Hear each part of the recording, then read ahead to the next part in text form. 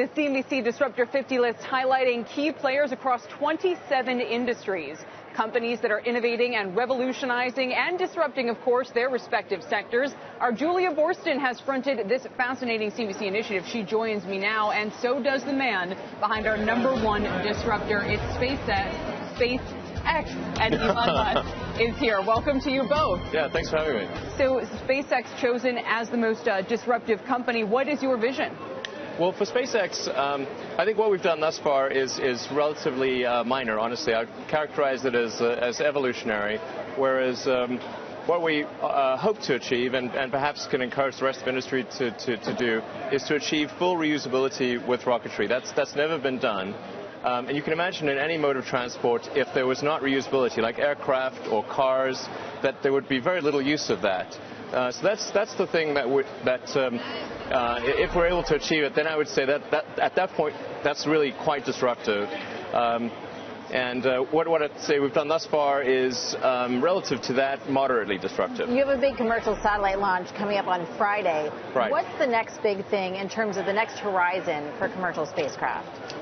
Well, essentially what I was alluding to a moment ago is to be able to recover the rocket booster and then refly it. That's the revolutionary potential. Now, we've been trying to do that for 12 years and have not succeeded yet. But I feel as though we're finally close to achieving that, and we've got a shot with the next launch of recovering the rocket booster. And if not with this launch, I think a very good chance later this year, and then potentially to refly the booster next year. And this would really mark a significant change in the technology of rocketry. How are you capitalizing this company? Obviously, the U.S. government has been involved in some of your other initiatives, including the next possible crew carrier to the space station. Right. If they don't choose your Dragon V2 model, how much of a problem is that for not only the development of the crew carriers, but some of the other projects, as you mentioned, including the one you've been working on for over a decade? Sure. Well, I mean, first of all, I should acknowledge the critical role that NASA has played in the success of SpaceX. Really, we would not be where we are today without the help of NASA. And it's possible that we may not win the commercial crew contract. We're certainly, we've done everything we can from our part, and I think we've got a great design solution. If NASA in the end doesn't go with us, because obviously we're competing with big established companies like Boeing, then we'll do our best to continue on our own with our own money. Do you have enough money to continue on your own? Well, it would definitely slow us down, but I mean we'd keep going, and we'd be launching commercial satellites, and we have an existing contract to transfer cargo to and from the space station. So I mean, we'd keep going, but it would just be a bit slower. In terms of financing, though, you've said in the past that your time horizon is too long to go public. Is that still the case? It is. I mean, as you know, I mean, you've incredible familiarity with the public markets. The incentive structure tends to be short term, and I mean, you can trace it back to the people that own the stocks, the portfolio managers. They're evaluated on a quarterly basis, or at least an annual basis. So then they push the companies to produce results on a quarterly or annual basis. And with SpaceX, we're trying to develop technology that will ultimately be able to take large numbers of people to Mars. That's really difficult to get portfolio managers to have their. I mean, it's beyond their tenure in owning the stock, so it's difficult to ask them to like that. Listen, in this country, we have institutions, we have pension funds, we have insurance companies who potentially are structured to invest for a period of 30 years or more. Yeah, that would certainly work. That you go, look, you probably have more personal capital to be able to go out and transform this industry as anybody out there. Couldn't you go to them and say, look, I want a piece of your capital. This is a completely speculative project. Right. Maybe I'm saying, too much there, but it sounds pretty speculative. Why couldn't you do that? Or even go to the public directly? I mean, people have talked about the need for a long-term stock market. Well, I think people talk about the long-term stock market, and there's certainly some investors that do have a very long-term horizon, but then there's also a bunch that have a short-term horizon, and we see that in the huge fluctuations in the stock price. And I do find it can be a bit of a distraction to employees, and sometimes a mood barometer. And you don't really want people to be happy or sad based on the stock movement. You want them to be working on developing new products and improving the operations of the company. And I think for SpaceX, we really need to get to where things are maybe steady and predictable. Maybe we're close to developing the Mars vehicle, or ideally we've flown it a few times. Then I think going public could make a lot of sense. How feasible is it to put people on Mars, and how many years and how many millions or billions of dollars will it take? Well, this is a very difficult thing, obviously.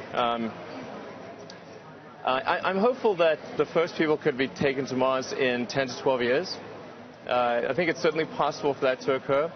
And then, but the thing that really matters in the long term is to have a self-sustaining city on Mars, to make life multiplanetary.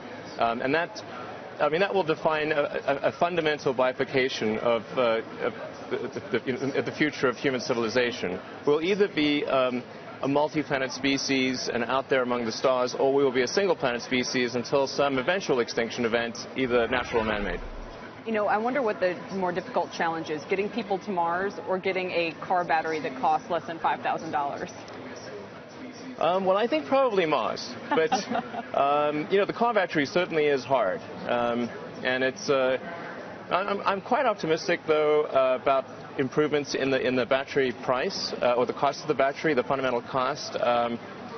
We have daily meetings with our key development partner, Panasonic, on this, and I'm really feeling quite good about being able to produce a compelling mass-market car in about 3 years. Because there's this company, Finergy, an Israeli company. Perhaps you're familiar with them. No. Okay. But I'm sure maybe they've got something cool. I don't know. As I understand it, Finergy is testing a electric vehicle with a range of 1,100 miles on technology that's aluminum air technology, has actually been around since the 1960s. There have been issues, I guess, with its durability in the past, but Alcoa is now a partner for them. Sure. Could this method supplant or even go a step ahead, a step beyond what Tesla so far has been able to develop? Well, my response when there's a battery breakthrough announced is always to invite them to send us an example that we can evaluate in our labs, just to sort of verify the claims. What we find is that there are a lot of claims made, but these claims do not survive the light of day. Now, that may not be the case in this particular situation. But I can tell you that what the general problem is with batteries that are anything air, which is that they have poor cycle life. So, you can have lithium-air batteries. That's really very high energy density, but you can't recharge them very easily because they have something called dendritic growth, and they basically fall apart after a few charges. So you'd have to have a new battery quite frequently. Now, your move to open up Tesla's patents to anyone was really unusual. It was very disruptive. But what's the long-term play here in terms of the types of services or technology Tesla could sell to make this all worthwhile? Well, we're really not. There's no grand plan with the sort of the open sourcing of the patents. We just thought it would be helpful to the industry, and people could use them or not use them. And for a while there, we thought, we have to have these patents because the big car companies will just copy our stuff and then use their scale to overwhelm us, and then we'll be dead. So what we found is that actually the big car companies are not going towards electric cars very, very swiftly, or at all in some cases. So we thought, well, there's no point in having these patents because the patents are not the thing stopping them from going. And maybe if we open source the patents, they will be more inclined to make electric cars. That seems like a good thing to do.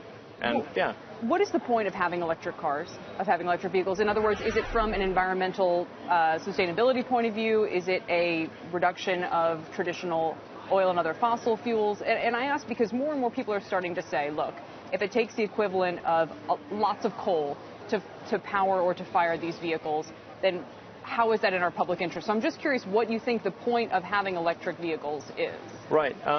Well, I'm glad you asked that question because today we announced at SolarCity that we're acquiring a company, Sleva, which has got great solar panel technology. We think there's a potential breakthrough with high-efficiency, low-cost solar panels that can generate sustainable electricity. And then you combine this sort of sustainable electricity generation with electric cars, and you have an overall system that works and can scale to worldwide capability. because you're right, it wouldn't help to just solve one side of the question, to have electric cars that are then powered by coal. So we've got to have sustainable power generation and sustainable power consumption. And one of the other startups on the Disruptor 50 list is about charging stations, ChargePoint. And I know that you're in talks to collaborate with your rivals, Nissan and BMW, on these charging stations. What is the next frontier in terms of helping build out the infrastructure so it's really worthwhile for more people to build electric cars as well as buy them? Well, yeah, so the reason we built out the supercharger network is because there was no high-speed charging available. So that was because you have to match the convenience of a gasoline car in order for people to buy an electric car. They don't want to feel as though their freedom is curtailed in buying an electric car. They want to be able to do a cross-country trip, visit friends and family, go on vacation, these kind of things. But there was no charge system that could do that. So we developed the supercharger technology, and we're more than happy to have other manufacturers use it. And we've offered this to BMW and to Daimler and Toyota and others. And really the only requirements are it's got to be able to, the car has to be able to take the power level of the supercharger, because otherwise if it only takes if it takes a small amount of power, it's going to hog the spot. So it's just got to be able to take the power level, and then they've got to proportionately share the costs of the system. That's all. Now, you're so encouraging of your competitors in the Tesla and the electric car space, but it seems like a slightly different situation when it comes to SpaceX. I mean, I know you've expressed frustration about the fact that Boeing and Lockheed's joint venture has a virtual monopoly on the defense satellite launches. Yeah. What are you going to do to break that monopoly, and how do you deal with those competitors? Well, I mean, I guess the thing we're mad about there is that there was this huge block of national security launches that were not open to competition. So sometimes people think, well, we're mad because we didn't win, but actually we're just mad because we never even got the opportunity to compete. That doesn't seem right. You know, it seems that the law of the land is that you should compete these things, and so that's the nature of our protest is that launches should be competed, and then whatever the best deal is for the American taxpayer, that's what should win. We want to talk a little bit about some of your big ideas, but before we do, though, you mentioned the deal that SolarCity has just made today, buying Solevo. Solevo, yeah. And this one's interesting for a couple of reasons. If you talk about solar technology today, solar panel manufacturing, there's a lot of oversupply in the industry. Herb Greenberg earlier today was saying, we still need consolidation. We still need fewer of these panels made. And others say it's still too expensive, so that it still might cost 25 grand or something for a household on top of the cost of actually installing these panels to use them. How is this acquisition going to change the game, going to make it cheaper, and or is that the point, first of all, and how much cheaper, and how long until households and cars are genuinely running on solar technology in this country? Well, we certainly have a long way to go before solar is any huge percentage of our electricity generation. So the way we see it at SolarCity is that although there's sort of an oversupply of a particular type of panel, the low efficiency or moderate efficiency panels today, what there is not enough of are the high efficiency panels, and as we look further out, even just 2 or 3 years out, we actually see there being insufficient capacity for solar panels, which is in part caused by the oversupply of the sort of low efficiency panels today, which prevents people from then investing in the future. So it's a sort of a weird boom and bust.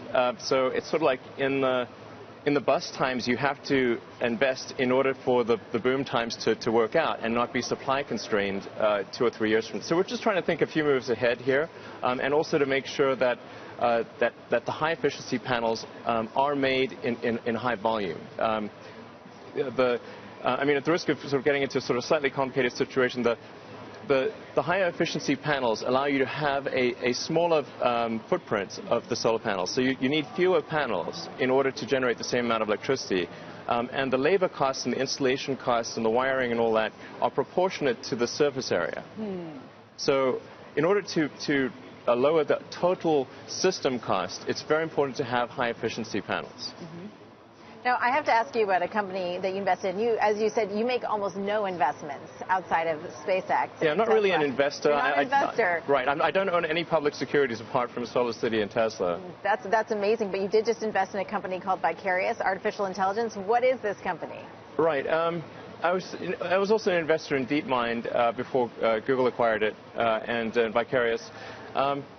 Mostly, I sort of want to. It's not from the standpoint of actually trying to make any investment return. It's really. I'd like to just keep an eye on what's going on with artificial intelligence. I think there's potentially a dangerous outcome there, and we need to. Dangerous. Potentially, yes. How so? I mean, there's been movies about this, like Terminator. Yes, but movies are. Even if that's the case, what do you do about it? I mean, what dangers do you see that you can actually do something about? I don't know. Well, why did you invest in Vicarious? What exactly does Vicarious do? What do you see it doing down the line? Well, I mean, the Vicarious refers to it as recursive cortical networks, essentially emulating the human brain. Yeah, so I think, yeah. So you want to make sure that technology is used for good and not Terminator-like evil? Yeah. I mean, if in the movie Terminator, they didn't create AI to... they didn't expect, some sort of Terminator-like outcome. It's sort of, like that Monty Python thing. Nobody expects the Spanish Inquisition. It's just like, but you got to be careful. So you want to make sure that. But here's the irony. I mean, the man who's responsible for some of the most advanced technology in this country is worried about the advances in technology that you're aware of. I mean, I guess that's why I keep asking, what can you do? In other words, this stuff is almost inexorable, isn't it? How, if you see that there's these brain-like developments out there, can you really do anything to stop it? I don't know. Well, what should AI be used for? What's its best value? I don't know. But there's some scary outcomes, and we should try to make sure that the outcomes are good and not bad. Yeah. Or escape to Mars if there's no other option. The AI will chase us there pretty quickly. Oh, God. So what else is in the Elon Musk notebook? What's the latest with the Hyperloop? I understand that there are some companies that are forming to try to make the Hyperloop happen, and I encourage them. I think that's great. I'm super focused on Tesla and SpaceX, and to small amount on SolarCitys. So that basically completely uses up my brain. And then, but I hope that something happens with the Hyperloop. And if nothing happens with it, then I'll probably do something down the road and try to make it happen. And you said once you get Tesla to a certain point with an affordable car on the market, you're going to be ready for your next thing. What is the next thing? Well, no, I'm always going to be involved with Tesla. Forever. The only question is whether I will be CEO forever, or at least until I die. I'm committed to be CEO of Tesla through volume production of the mass market vehicle, but I will continue to be involved with Tesla as far into the future as I can possibly imagine. The only question is whether I will remain as CEO, say, 5 years from now. That's the only question. As the ultimate disruptor, when you look at all the technologies out there, you've talked a little about artificial intelligence. What else do you think is really disruptive to the status quo right now? Well, rewriting human genetics, that would be quite disruptive. And are there any companies you would point to that you think are doing a good job or leading the charge? I don't know much about that arena, except that if you ask would be a very disruptive thing, I think that would be very disruptive. At this point, human lifespan is mostly about old age. It's not about cancer or anything else. It's like if you cure cancer, I think like the average life expectancy would increase from like 2 years. You go from like 80 to 82 or something like that. It's we just have a genetic lifespan. It's kind of like say if you take like a fruit fly and you gave it the best exercise and diet possible and like the perfect life, it's still maybe it'll live like 4 weeks instead of 3 weeks. That genetics just drives a lot of these things. So. If for something to be truly disruptive on that front, you'd want to do something on genetics. But like I said, I don't have much involvement there, or any involvement really. Now, there was a company that sequenced DNA, 23andMe, that came up against some major government regulation, which in effect shut down its business. You've come against some government regulation with your Tesla dealerships in New Jersey. What's your perspective on the role the government should play in innovation? Well, I think the government's sort of like the referee. I guess the referee and the rule maker. That's really the role of the government. I mean, generally the government shouldn't get on the field unless it really has to. But I do think there's a role for government to make sure that the right thing is happening. In the case of New Jersey, of course, sometimes that doesn't happen. But I should point out that the New Jersey legislature has recently passed a law to allow Tesla sales in New York, at least on the House side, and we're waiting to see what happens on the Senate side. Do you expect that to move forward? Governor Christie signed this into law? I hope so. I hope so. It's certainly, given that it was unanimously approved by the New Jersey House, I think there were two people weren't there and one abstained. So it was essentially unanimous. So if the New Jersey House is saying it's unanimous, then I would assume the governor would ultimately sign that law. And have you made up your mind on the Gigafactory yet? No, not yet. One thing I should say about the Gigafactory is that I think, like a lot of people think, we're just trying to put the screws to various states to get the most incentive, as much incentives as possible. It does, I guess it does, but that's not our goal. Really, our main concern is to make sure that the Gigafactory, the giant battery factory, is ready when the third generation car is ready. Because if we go and design the car and we tool up to produce the rest of the car, which is also a big expense, but then there are no batteries to supply it, it would be a terrible outcome for Tesla. I mean, we might fail as a company. So that has to be paramount in our decision making. So we're actually going to be moving forward a preliminary phase with at least 2, maybe 3 locations, all with an eye towards completing it in time for when the rest of the car is ready. That's really what it's all about. Then Elon, will thank you for your thoughts on such a wide range of issues this afternoon. The CNBC Disruptor 50 list highlighting key players across 27 industries. Companies that are innovating and revolutionizing and disrupting, of course, their respective sectors. Our Julia Borston has fronted this fascinating CNBC initiative. She joins me now, and so does the man behind our #1 disruptor. It's SpaceX, and Elon Musk is here. Welcome to you both. Yeah, thanks for having me. So SpaceX chosen as the most disruptive company. What is your vision? Well, for SpaceX, I think what we've done thus far is relatively minor, honestly. I characterize it as evolutionary, whereas what we hope to achieve, and perhaps can encourage the rest of the industry to do, is to achieve full reusability with rocketry. That's never been done. And you can imagine in any mode of transport, if there was not reusability, like aircraft or cars, that there would be very little use of that. So that's the thing that if we're able to achieve it, then I would say that at that point, that's really quite disruptive. And what I'd say we've done thus far is, relative to that, moderately disruptive. You have a big commercial satellite launch coming up on Friday. Right. What's the next big thing in terms of the next horizon for commercial spacecraft? Well, essentially what I was alluding to a moment ago is to be able to recover the rocket booster and then refly it. That's the revolutionary potential. Now, we've been trying to do that for 12 years and have not succeeded yet.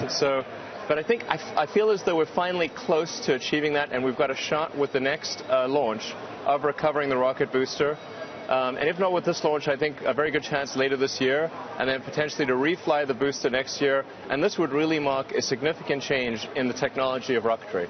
How are you capitalizing this company? Obviously, the U.S. government has been involved in some of your other initiatives, including the next possible crew carrier to the space station. Right. If they don't choose your Dragon V2 model, how much of a problem is that for not only the development of the crew carriers, but some of the other projects, as you mentioned, including the one you've been working on for over a decade? Sure. Well, first of all, I should acknowledge the critical role that NASA has played in the success of SpaceX. Really, we would not be where we are today without the help of NASA. And it's possible that we may not win the commercial crew contract. We've done everything we can from our part, and I think we've got a great design solution. If NASA in the end doesn't go with us, because obviously we're competing with big established companies like Boeing, then we'll do our best to continue on our own with our own money. Do you have enough money to continue on your own? Well, it would definitely slow us down, but I mean we'd keep going, and we'd be launching commercial satellites, and we have an existing contract to transfer cargo to and from the space station. So we'd keep going, but it would just be a bit slower. In terms of financing, though, you've said in the past that your time horizon is too long to go public. Is that still the case?